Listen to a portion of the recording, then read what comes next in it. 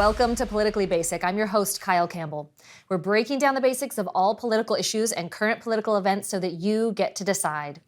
On today's show, my friend, Israel expert and all-around wonderful genius human, Gary Bauer. He's, very importantly, a former Politically Basic guest who served in President Ronald Reagan's administration for all 8 years as Undersecretary of Education and Chief Domestic Policy Advisor. After leaving the Reagan White House, Bauer became president of the Family Research Council and a senior vice president of Focus on the Family. Bauer took his pro-family, pro-life message across the country as a candidate during the 2000 Republican presidential primaries and debates. He also served as a Trump appointee to the U.S. Commission on International Religious Freedom. Today, he serves as president of American Values, an educational nonprofit public policy organization, and as chairman of Campaign for Working Families PAC, which is dedicated to electing conservative candidates to Congress. Bauer also serves as Senior Vice President of Public Policy for the Dr. James Dobson Family Institute. He's the co-host of the Bauer and Rose podcast, featured on Just the News and the SiriusXM Patriot channel. Whew. Great to be with you. Hello, my friend. Thank you for joining me again. It's always good to see you, and you're doing a great job. Thank you. It's always a pleasure to be interviewed by somebody who's not trying to have a gotcha moment. So I do feel that sets me apart. Yes, no question about it. Well, regardless of the side of the aisle that my guests are on, I think it's important to amplify all voices in the political space, but it makes it extra nice when I get to interview someone like you. You are really an expert on all things Israel, and we've had a lot to talk about regarding Israel these last few years, for sure. So yes. Not all of it great, but your wisdom and expertise has been a real gift to me and to my listeners. Thank you, Thank you, and thanks for being back again. Before we dig into all that mess going on in the Middle East, but I've been dying to ask you about it for all these months since your last interview with me. But you have had such a wonderful experience in presidential administrations since the Reagan administration.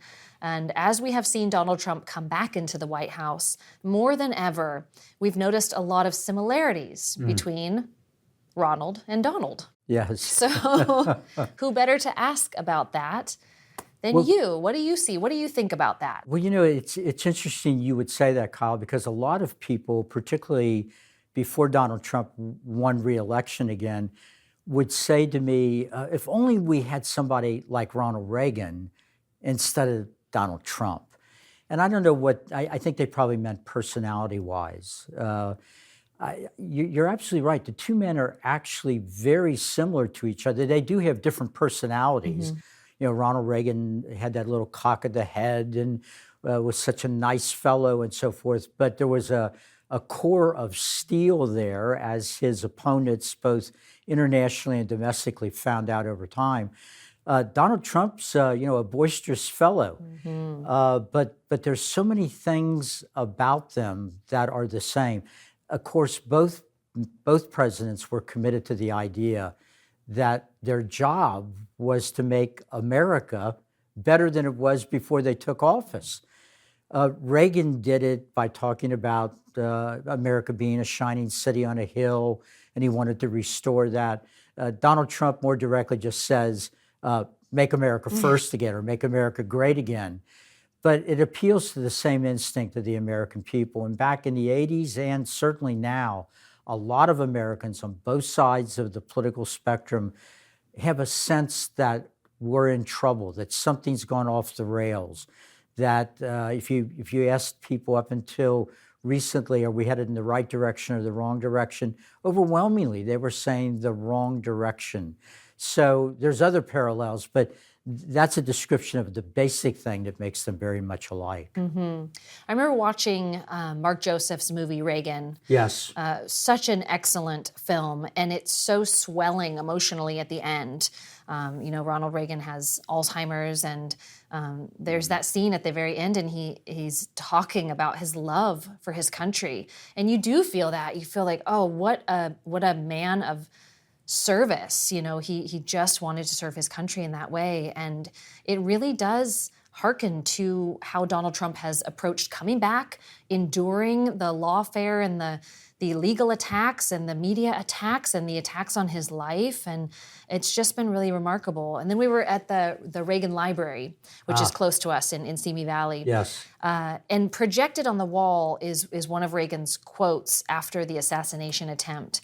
And it essentially said something along the lines of, I believe that God saved me, spared me, so that I could save the world from nuclear war. Yes. And that just really impacted me reading that. And I thought, well, here we are again, and a president who seems to be positioned in that kind of line of defense again for the same purpose. Yes. It's just remarkable. Well, both presidents escaped an assassination attempt by a millimeter. We didn't really know at the time. They tried to downplay how close Reagan came to being killed, but we found out with the passage of time that the bullet was lodged very close to his heart, and if there had been just a little bit of a difference, that he would have been dead. I had just, this was early in the administration, and I had been working in the campaign, and then you didn't get wealthy working in a campaign. I was paid $1 a week to distinguish me from a volunteer. Carol and I spent down our savings. Wow. And so here we are. I'm finally in the Reagan administration. And I remember distinctly coming back from Capitol Hill. I was dropped off at the old executive office building, and there were all kinds of sirens going off all over Washington, D.C., and heading up, as I believe it was, Connecticut Avenue. And I was thinking, what's up there? And then it hit me that the president was speaking at a hotel up there that day. So I went into the old EOB, got into an elevator, the doors opened across from the vice president's office, and there were two men with machine guns standing outside of his office. Because anytime there's an attack on a president, you don't know if it's part of a greater threat or not. But as you astutely pointed out with that quote, Ronald Reagan came out of that believing that there was something God wanted him to do. And it drove the rest of his presidency. And I have, there's lots of evidence that that's exactly what Donald Trump thinks, that he was spared by, at the exactly right split second, to look at the big screen that had statistics on it about immigration, and that looking away spared his life. And he is as committed as Ronald Reagan was to fulfilling what he believes God's purpose is. Yeah, it seemed to really change his perspective, his motivation. You could see kind of a marked focusing in. And as he has kicked off this administration, they've only been in there a short amount of time. He's going like a house of fire. Nobody can hardly keep up. Your daughter-in-law's in there trying to keep up with him. And it's just incredible, the pace with which they are starting to work. What do you think about it? And seeing what you have seen and experienced in your work experience in the White House, is this sustainable for the next 4 years? That's a great question. One reaction I have to that is I wouldn't want to be the next Republican president, because it's going to be very hard to live up to what is being done. They're flooding the zone. If you're one of our friends on the political left, you don't really know where to turn to first, and I think that's an intentional strategy. On the other hand, a lot of the things the president has done in executive orders and other kinds of statements he's made, there are legitimate legal, statutory, and congressional questions about what the limits of that power are. And we'll find that out, but it will take maybe a year or two.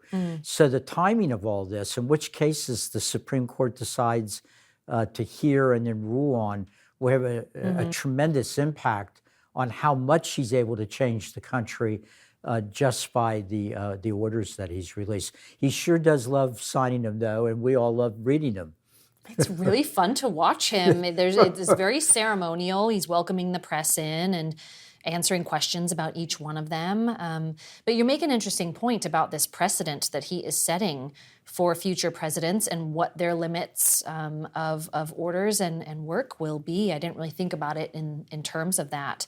But he is challenging a lot of these and really asking the courts to clarify a lot of these points. So that will be very interesting to see who does what with it going forward. You know, Kyle, we've already discovered something here, how much a wrong view had been able to put down roots. And that was this idea that the bureaucracy of the United States, the 2 million civilian employees sitting in offices, well, actually, we found it that they're not sitting in offices, but they're sitting at home thinking about their offices, that somehow they are independent actors that don't have to do what the President of the United States tells them to do, that the bureaucracy is an entity in and of itself instead of public servants that are supposed to follow whoever was elected president, whether that was the candidate they voted for or not.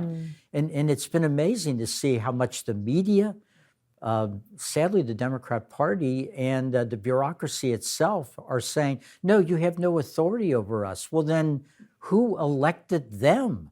Nobody elected them. So if it's not the president that has authority, we would have already, I think Elon Musk said this, if that's true, we're not a democracy, we're a bureaucracy.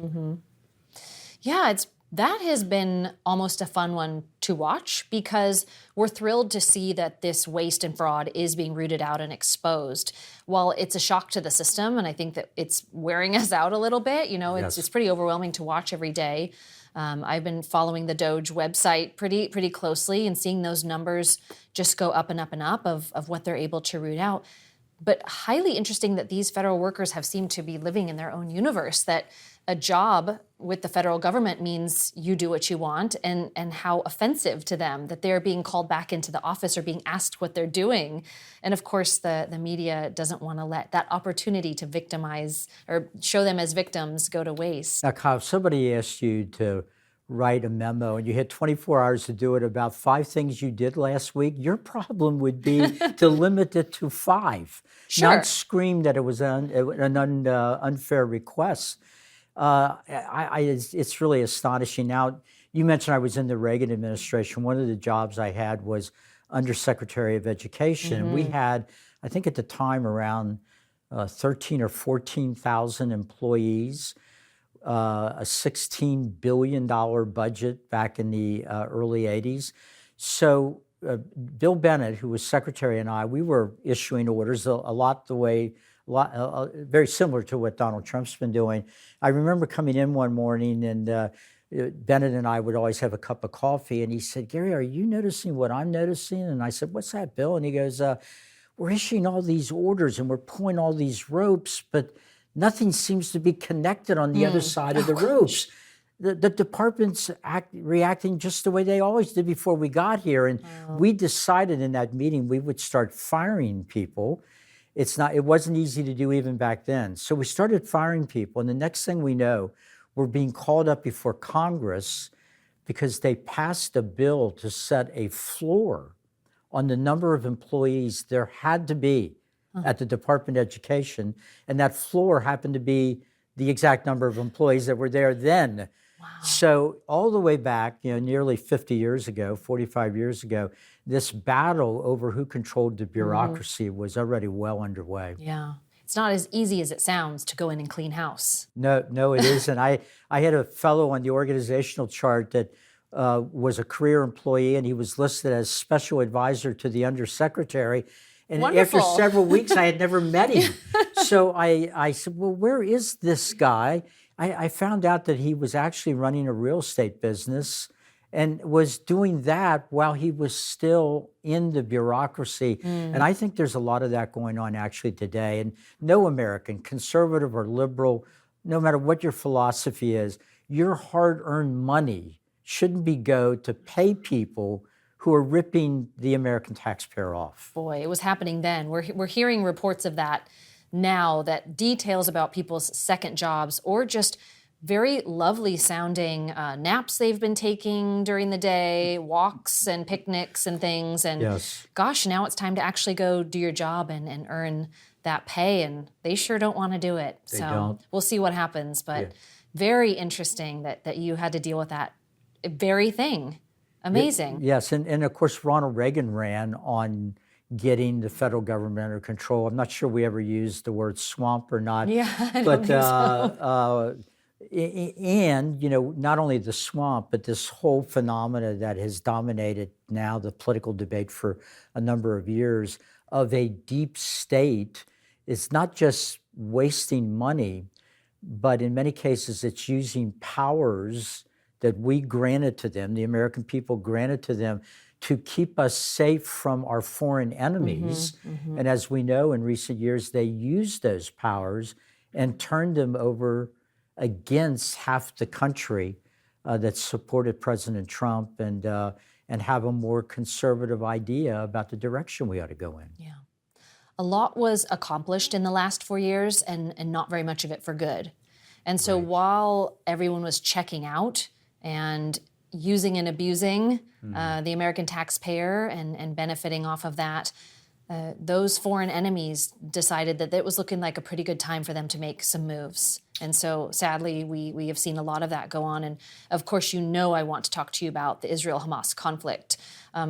Quite a lot has happened since we've last spoken on camera about that, and a ceasefire's in place. I mean, minute by minute. Yes. Some hostages have been starting to come home, but we're about up to that really critical point where Hamas may or may not have any remaining hostages living in their possession. Yes. And what happens next? So we're kind of coming up to this precipice here. I'd love to just hear all of your wisdom about where we're at now. Now Trump's in. He is dispatching people to go and have peace talks. Give it to us, Gary. What do you think? Well, specifically on Israel, you very wisely pointed out that things changed so rapidly there. By the time we finished talking, the ceasefire could be violated or whatever, and it shows how precarious the situation is. That attack in late 2023 that Hamas made on Israel was extraordinary in its viciousness. I don't think a lot of people realize this. That was not only the military units of Hamas, but Palestinian civilians joined the attack. In fact, the family that tragically made news some time ago, the mother and her two little boys, they were actually kidnapped by Palestinian civilians and dragged back into Gaza. A couple of things, as we know, happened after that. One of them was you would think that in the free world or in any decent country, you would see massive demonstrations against Hamas and against the extremists. Instead, we saw right here in the United States demonstrations against Israel, people ripping down the posters that were being put up of the Israeli civilians that had been dragged and were now being held hostage. So I think that was a wake-up moment for America to see that even on some of the finest university campuses in America, or maybe specifically on our university campuses, maybe not so surprisingly, we saw vicious anti-Israel and quite frankly, anti-Semitic demonstrations. I was mortified to see Jewish students, I believe it was at Cornell, hiding from those that were trying to get at him, almost reminiscent of some of the stories we heard in World War II. If there's anything good that could come out of all of that, I think this fiction, which American foreign policy has been pursuing for several decades, both Republican presidents and Democrat presidents, that the goal here was two states living side by side in peace and harmony, is absurd. The studies that have been done show that the people of Gaza, sadly, are not interested in living side by side in peace with Israel. They want to replace Israel. They want to inundate it with millions of additional Muslims, by and large, Arab Muslims, so that the nation of Israel, the only Jewish state in the world, literally is subsumed and disappears. So I hope that's been put aside as really a fruitless goal that's not going to happen. The Israeli people were reminded, sadly, that what they face is an existential threat. If it's not the kind of thing we saw that day, it's the fact that any day now, Iran will have nuclear weapons, and they intend to use them. President Trump is doing everything he can to try to prevent the unthinkable in the Middle East. But if it hasn't happened by the time our conversation is shared, I believe somewhere along the way here, Israel will have to take out the nuclear program of Iran, and that's going to be an extraordinary moment. Let's talk about that for a moment, because this is an issue that is starting to come into the American public's consciousness and understanding here. We have been so focused on these other conflicts, and we're not talking about Iran as much as we should. Now, we know that they are the ones that fund these cells and terrorist organizations that then go attack groups and nations like Israel, and that they have been a real key player, just not a forward-facing key player in a lot of these conflicts. But maybe you can explain to all of us what Iran's plan is and how they were able to get this technology and were allowed on an international stage with so many neighbors watching, and certainly not wanting to be on the wrong end or receiving end of that nuclear capability. Give us the framework here of what Iran is up to. Well, our media is quick to warn people to watch out for Christians that are conservative, and the word Christian nationalist has been thrown around, which is sounds like a pretty good thing. I don't know. Love Jesus and America too. And love Jesus, so whatever. But the media really, it has to be intentional. They ignore the religious worldview of the Islamic Republic of Iran. They are Shiite Muslims, and they believe that the Muslim Messiah is coming soon. And they think they have a religious obligation to make him come earlier than he would have come anyway. And they think that the way that they will be able to tell that he's arrived is that he will slaughter Christians and Jews. So when we make deals, as the Obama-Biden administration did with Iran, that's who you're making a deal with, people that believe that. And so their march toward a nuclear weapon, a government that believes what I just described to you, having nuclear weapons, that ought to scare everybody to death.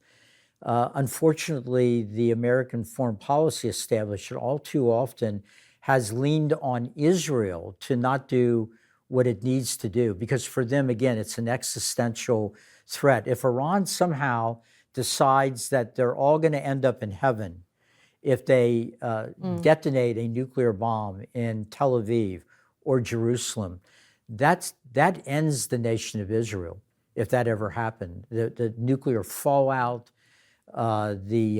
psychologically, who's going to invest, even the idea that Iran does have nuclear weapons and may decide to do that someday could economically cripple Israel if that becomes an idea that spreads around the world and among business interests and so forth. So we're really at a point, as I mentioned, that this can't be talked out anymore. There's got to be either an international agreement that Iran is going to be forced to give up nuclear weapons, or the world will take action, or, and I think this is more likely, Israel, backed up by the United States, will have to take care of this by themselves. Doesn't sound like an easy problem to solve when you're talking about nuclear weapons. You can't just go drop a bomb on a nuclear weapon. No, they have Iran has a very deeply embedded nuclear program. They learned over the years, as many of our enemies have, the reach of American bombs, and so they have dug down very deep into the ground. We believe we have weapons that can take that out. The Biden administration was withholding those bombs from Prime Minister Netanyahu in Israel. The Trump-Vance administration, if they haven't already provided those weapons, are on the way to doing so. So it's a fulcrum point in history that we're likely to see play out over the next year. The best outcome would be for the Iranian people, who are increasingly disgruntled by their lives, and interestingly enough, do not hate Israel. We've seen examples of that in illegal demonstrations that have broken out in Iran, in which both American flags and Israeli flags on occasion have been waved. But if the Iranian people could pull off their own revolution, restoring peace and freedom to that nation, that would be the best thing, not only for Israel and the United States, but for the entire region and for the world. I know someone who's Iranian American who frequently talks about the fact that it wasn't that long ago that Iran was just a beautiful place to live, and the people were thriving, and there was not this oppressive leadership there, and it's a completely different country now. But we're not that far from what it used to be as a more free nation. You know, it really is interesting, because you can go back and look at photos of people on Iranian beaches not that many years ago, and you could mistake the photo as being a photo from an American beach. Yeah. And now we see, you know, the treatment of women as in Iran as if they're cattle or chattel, and the just things that are unimaginable in most of the modern world, but are still very common in Iran. You know, there's another aspect of this that feeds into American domestic politics. Probably the main reason that the Biden administration, the first that he had to withdraw from the race, and then secondly that Kamala Harris lost, was what happened at the borders of the United States, where we don't even know the exact number, but we think it's somewhere between 12 and 20 million people that entered the country, and most of them we don't know who they are. Iran is very open about this. They say they have cells inside the United States, and I sadly believe this is one of the times when they're telling the truth. Wow. We certainly do not know who's here, and while Tom Homan and his team, don't you just love Tom Homan? I do. We love him. I have a healthy fear and great respect and love for him and what he's trying to do, but this is going to take time, and we truly do not know who's here, what they're up to, who was here before. No one was checking before. Yes. And so we have a real problem on our hands. Again, you know, we really did dodge this bullet over these last 4 years of attack on our soil, attack from some of these other places like China. So I want to get your take on the ceasefire agreement, because there are many in leadership in Israel who disagree with the terms of this, most specifically bringing home hostages in exchange for such a high number of Palestinian prisoners in Israel, terrorists who have been imprisoned. They're already being rearrested. I just saw in the news. You know, it won't be long. Criminals are going to criminal. But what do you think? If I was one of the prisoners that was released who was guilty of a really horrific crime against Israel previously, I would hire somebody to start my car in the morning, because I think over time, Israel will, in fact, track these folks down and bring them the justice they deserve. It is hard, I think, for Americans to understand this impulse. And Israel's done this over many years under a lot of different governments, where they will trade 600, 700, 800 prisoners for one Israeli, particularly if it's a member of their military. And what has been explained to me many times is that since every Israeli young man has to register and spend time in the military, that part of the social compact that has emerged from that is they will never leave an Israeli behind any place. And so Benjamin Netanyahu made a deal that I don't think any American president could ever get away with making. There would be a lot of outrage about it. I think he feels that he had to make that deal. But you're absolutely right, Kyle, that particularly on the Israeli right, which is a big part of Benjamin Netanyahu's coalition, there's a lot of consternation about this. Well, we shall see what happens. In the meantime, what in the world is everyone going to do with Gaza? So we've just seen some aerial footage. I think today I saw aerial footage of the area, and it is a wasteland. Yes. You couldn't even set up a tent. There's no even clean, flat space to do anything in the areas they were showing. So the option to let the remaining people who are alive in that area stay is really not a very humanitarian plan. Trump has floated what people are calling Gaza-Lago. but I hadn't heard that. That's actually very creative, Gaza-Lago. Yeah, and then of course discussions with neighboring nations about where to temporarily house the people who were living there. I have heard some chatter about, well, if they want to stay, let them stay, and how dare they be run off from their home. I don't think the people making those comments are seeing this footage. You wouldn't wish it on your worst enemy. It's certainly not compassionate. Yes. The reaction to Trump's idea that it would be better for the population there to be taken into neighboring countries in the region who share their culture and their faith and so forth.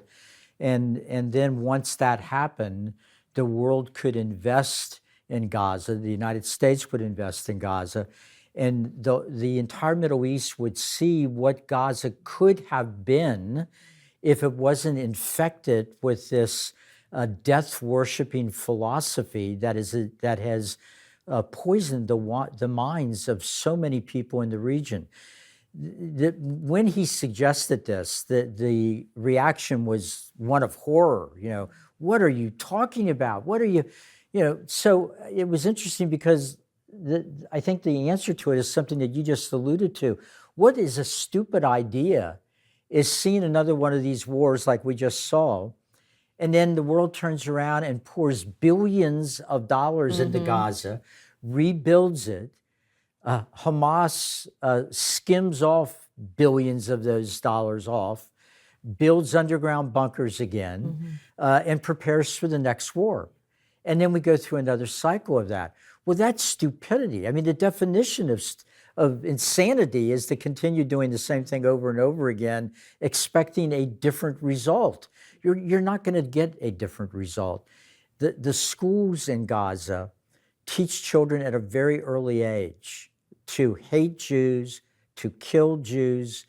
In fact, when that one family, the mother and her two sons, were brought back, unfortunately having been murdered, they also returned an elderly man who was a political liberal in the scale in Israel, and he was spending his retirement years finding Gazans who needed medical treatment they could not get in Gaza. And he would arrange for them to get that medical treatment in Israel. And that's a man that they end up killing. I remember years ago, Benjamin Netanyahu told me about a young woman they intercepted at the border.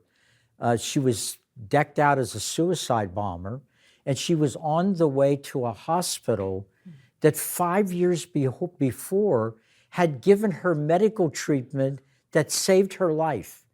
And yet she could go back to Gaza and still be so consumed by hate that she was willing to go back to the hospital and kill the doctors and nurses that treated her. So this is a level of hatred that I think Americans have a very difficult time internalizing and understanding. Oh, I think you're right, and this is really important that we understand this, because I also believe that we're seeing this here in the United States right now.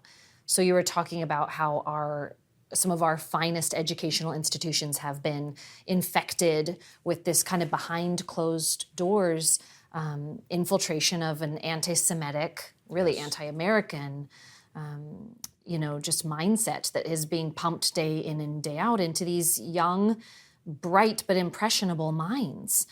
And just because we make certain foreign policy decisions, or we have a new president at 1600 Pennsylvania, does not mean that things will change. And I believe it was today or yesterday on the news, there was another report of a Jewish student being blocked and harassed and attacked at one of these schools. It doesn't just go away. We have so much work to do. And I really think this is a perception and an understanding and a historical education mindset, total cultural mindset shift we have to have. And we've got to put the work in. It's not going to happen overnight. And I just, it's I can hear something the I really frustration. want to, I think I'm worried. I think it's worry that you're hearing that Donald Trump is doing so much already. He's doing great work to reestablish this, wonderful friendship that we have had for such a long time with Israel and back them up and try to truly bring peace to the Middle East, right? Yes. He can't be the only one doing the work. And we've got to do it here at home and overseas, you're saying it. We cannot let them re-infiltrate. No. Anti-Semitism is one of the oldest hatreds in the world. And historically, if you study what happens when a nation has an explosion of anti-Semitism, a lot of historians have said that is the canary in the mine, that it always means that the nation experiencing that is going off the rails in other ways. Often it's associated with that nation sinking into a dictatorship of either the right or the left. So it's really important for that to be confronted in the United States. A lot of really good, well-meaning people say, well, the answer to anti-Semitism is more education, but the anti-Semitism we're seeing is on our institutions of higher learning. So education isn't a cure for evil. If you go back and look at Germany in the 1930s, we hear about how Hitler was popular in the beer halls, and Nazis would come out of the beer halls drunk and go out and beat up people and so forth. What's often not mentioned, all those scenes in Germany of book burnings? Those were students and professors burning books written by Jews that were in the university's libraries. So even back in the 1930s in Germany, it was the most well-educated Germans that were engaged in this anti-Semitism. And we're seeing it again in the United States today. So I tell my Christian friends, my Republican allies, Democrats I disagree with on a lot of things, each of us should be dedicated to rooting out anti-Semitism in our own ranks. And once we've done that, then we can point a finger at the other guy for having anti-Semites in his ranks. But this is a really important moment for America. We ought to be united on this, that in this country, we will not tolerate this kind of raw hatred of any ethnic group, but certainly not of the Jewish people. That's interesting. And I know this was your world, education and how it's run from the federal level. And the Department of Education is now being sent to the principal's office, if you will.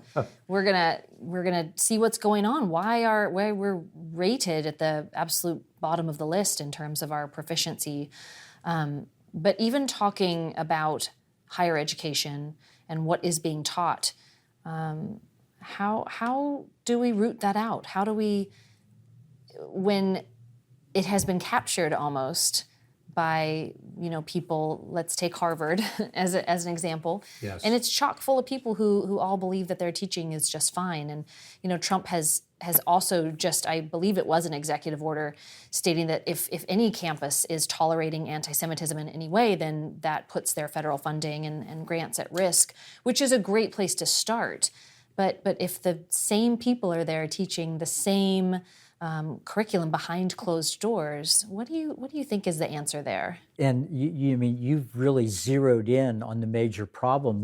The universities were talking a lot about how diverse they were, and they wanted to look for all kinds of different ethnic backgrounds and all the rest of it. The one thing that they're not diverse about is worldview. It's easier, to find a needle in a haystack than it is to find a conservative on the faculty of any of the major universities in the country. And so that means that this phenomena that I think parents have seen over and over again, they raise their child with great values, they teach them about American history, reliable standards of right and wrong, all the rest of it. They save their money so they can send their kid to some great college or university. The kid's there for a year, he comes home, and suddenly they don't recognize their son or daughter. They've come back having been taught that everything their parents taught them was foolish and bigoted and should be rejected. And over the years, I've gotten heartbreaking letters from parents saying, what do I do? How did this child turn out to be our enemy after all the sacrifices we made? So these universities are serving as almost indoctrination centers rather than centers of learning. And the research is very clear. The more years a young American has spent in school, college, and then getting advanced degrees, et cetera, the more likely they are to be a political leftist. And it's not because they've gotten smarter, it's because they've spent year after year being taught things that, quite frankly, just aren't true. Yeah. Isn't that interesting? And they wear it as such a badge of honor, being more highly educated, so they must know.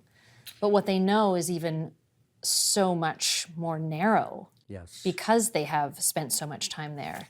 Really interesting. Yeah, I think a lot of Jewish students on our university campuses who statistically tend to be more on the liberal side of the spectrum. American Jews are, by and large, more progressive than the population at large.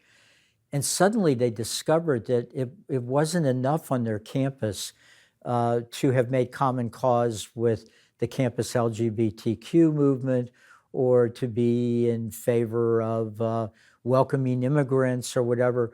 When the rubber hit the road, if they were a Jew and they supported Israel, that was going to put them at odds with the entire progressive movement on their campus. And so it is, I think, causing a little bit of some political reevaluation among many young American Jews about where their loyalties perhaps should lie. Yeah, a good thing to think about. Yes, absolutely. Well, do you think Trump can get this done? Do you think he can help these nations achieve some kind of peaceful closure to this conflict? People in the White House are telling me that while it's not being said publicly, that a lot of nations in the Middle East that have not previously had what's called Abraham Accords with Israel. These were these treaties that Trump basically negotiated between many historic enemies of Israel and the nation of Israel, that there are other nations that didn't do that and are now interested in doing it. So like so many issues, this could go either way. But I think with Trump back in the White House, there's a decent chance that a lasting peace could be established in the Middle East that would benefit everybody and would elevate and bring out of poverty millions of Middle Eastern Muslims and people of all backgrounds to have the kind of lives that I think most of us want. Yeah. We hope for that. We will pray for that, continue to pray for that, and particularly, and I know your heart is there too, praying for these remaining hostages, that's the priority. Shameful that the Biden administration essentially lied about that being a priority and really didn't get any movement there. So we will continue to pray there. Well, I've got you for a couple more minutes. Okay. A fun question. Please, okay. I want to have some Let's fun. bring a little moment of levity here. Hostages, too. Maybe tell us your favorite memory or favorite moment from your time in the Reagan administration, maybe one from your time working with Trump. Yes, wow. Well, when I was still in high school, I listened to a speech that Ronald Reagan made on behalf of Barry Goldwater. And I wasn't interested in politics, but I started listening in spite of myself. And I was back in Newport, Kentucky, in a blue-collar household. Nobody in my family had ever finished high school, let alone did anything else beyond that. And when I started listening to this speech, it changed everything. Reagan was talking about America in a way I had never heard about before. And suddenly I felt like I was part of something really big, important. And at the end of the speech, I said to my father, Dad, I don't think Goldwater's going to win, but this actor, Reagan, that guy's going to be president someday, and I'm going to work for him in the White House. Wow. And my father, having never read any books about how to encourage your children, looked at me and said, Gary, you're nuts. By the way, his nickname was Spike, and today we would say he had an anger management problem. But I guess in some ways, my favorite moment or best moment in the White House was not with Reagan. It was when my father and mother were able to visit me in my West Wing office in the White House. And he said to me, Gary, do you remember that day in our living room? And I said, vaguely, Dad. I didn't want to rub it in. He said, what a country where Spike Bauer, the janitor's son, can end up working for the President of the United States. And I said, Dad, what a God we serve that opened all those doors for me, because if I would have planned it out, it would have never happened. But there were just a lot of incredibly unpredictable things that happened that allowed me to be sitting every Monday with 8 other people having lunch with the president. What a story. I love that. I've never heard that one from you before. Well, definitely God this had one's his true, hand on Colin. you. Okay, well, I will, now that you said that, okay. I will take it as gospel. You also mentioned a story with Trump. Yeah. When Trump was in the first term, I was with a group of people that were in town meeting about the issue of Israel. And we were told that the president wanted to see us, and we decided that when we went over, we were going to thank him for all the things he was doing in the first term. And I was assigned the job of briefing him about what we thought about him for moving the embassy and all the rest of it. So we get into the Oval Office, and everybody else kind of lurks in the background. And I walked up to the desk and I said, Mr. President, we just wanted to come over here. We just love what you're doing, strengthening this alliance with Israel. And you're really defending Western civilization, Mr. President. The 2 pillars of Western civilization are Israel and the United States. And he sat there and he's shaking his head. When I was done, he said, Gary, that was so wonderful. What a wonderful thing to do. Say to me, can I ask you a favor? And I said, well, of course, Mr. President. He said, would you mind when you leave to take everybody here with you and go downstairs and brief the White House media on what you just said to me? And I thought, wow. And I looked over at some of the staff members, and they looked horrified. So I said, well, Mr. President, you have people that do that, And he goes, oh, no, I know I do. But you've done this sort of thing before, Gary, and we haven't thrown them any red meat today. Oh.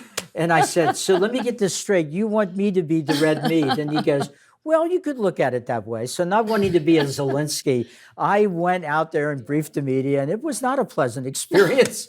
But I felt like I was doing something the president wanted done. That is a great story. Yeah. Oh, my gosh. He's nothing if he's not spontaneous. That's great. Well, he had good trust in you. I actually took it that way. Carmen. Yeah, absolutely. And it's been remarkable to see the shift, the 180 the media has done, not willingly. They have had to be, had their shoulders kind of twisted and turned, yes. But a real change in the press corps and the media covering him.